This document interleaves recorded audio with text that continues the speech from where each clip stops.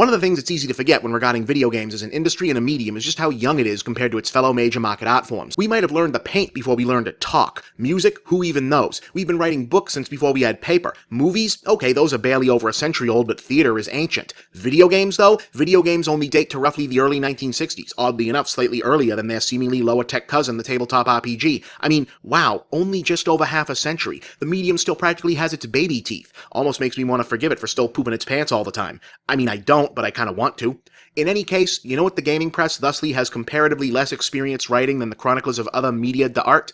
Obituaries. But man, did we ever have to write one last Thursday. On September 19th, 2013, we lost Hiroshi Yamauchi, the president of Nintendo from 1949 to 2002, and most famously, the man who dictated its transformation from a playing card company to an electronic entertainment producer. And as the man who signed off on Gunpei Yokoi's Game & Watch creations, expanded his family's company reach into Western markets, said yes to Shigeru Miyamoto's Donkey Kong concept, and commissioned the creation of what would become the Famicom and Nintendo Entertainment System, was both the final mastermind behind pushing some of the most iconic devices, characters, and franchises in the history of the medium into visibility, and the driving force behind the revolution that brought home video games back from the dead.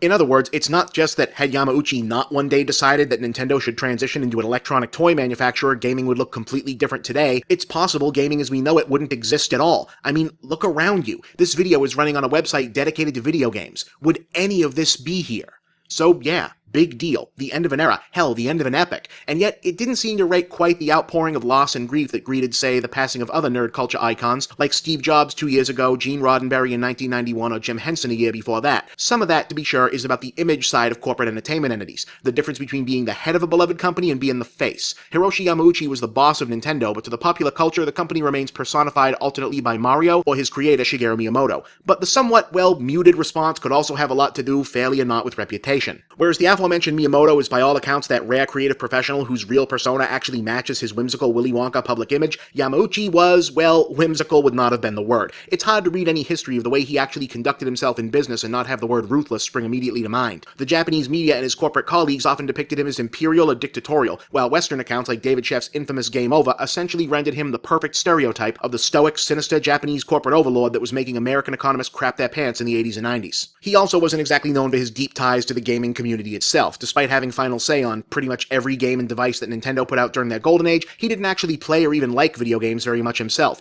It's one of those inescapable facts of any fandom. It costs money to make the things we love, and the business of doing business is a dirty, business. So more often than not, there's at least one guy behind the scenes who's vital to the process, but you might not like them very much if you knew them personally. We all know this, but it's not always easy to acknowledge. American culture in particular places an absurd amount of faith in the myth of the benevolent capitalist, and has an equally absurd need to see its corporate and industrial vanguards not only as successful, but heroic. Thomas Edison, Henry Ford, Walt Disney, Steve Jobs. Our collective imaginations are littered with men who cast themselves as modern-day Merlins only to later be revealed as flawed and human as the rest of us. Except maybe Edison. That dude was just evil. This need is so strong that it occasionally ends up creating its own backlash. Today, long-running jokes about bigotry and anti-Semitism on the part of Walt Disney are commonplace, but there's actually very little evidence to suggest he was significantly more racist than most men of his time, which is to say, probably still pretty racist by today's standards, yes. But while it's easy to scoff at, say, the trite cultural caricatures of It's a Small World today, it really seems he believed in the underlying message of a unified world it's trying to convey, however awkwardly he might have imagined it. He was a calculating, success-at-any-cost businessman, but also a committed futurist who believed that science and technology had not only the ability but the duty to improve the common good. He codified the rose-colored nostalgia view of a homogenized Main Street USA utopian past, yes, but also largely divorced it from the religiosity that had underlain similar myth-making of the time, ensuring that while the Disney World might have been a sanitized corporate fluff entity, at least it was sanitized corporate fluff for everybody. It's a response that's at once baffling but also quintessentially human, faced with the realization that Uncle Walt was not the paragon of goodness he cultivated as a persona and forced to reassess our image of him as a result. We'd apparently prefer to reimagine him as a paragon of evil rather than the more complicated truth that he was neither wholly good nor wholly bad, but,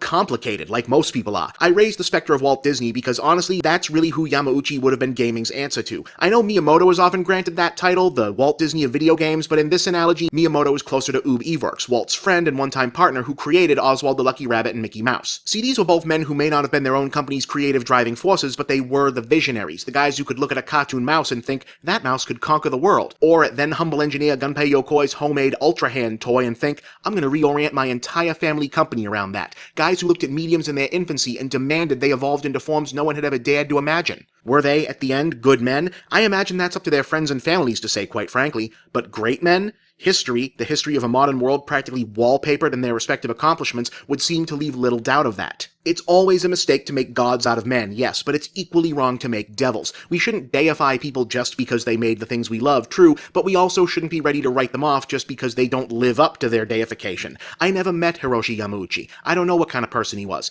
but I need only look around my home, at my career, or into my own memories to know that my life was better and happier because of things he set in motion, and I know for a fact that I am not alone.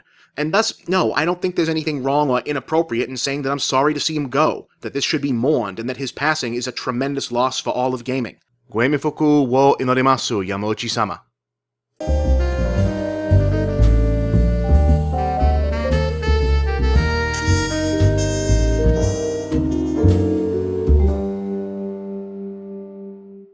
Buy my book! Buy my book! Buy my book! Buy my...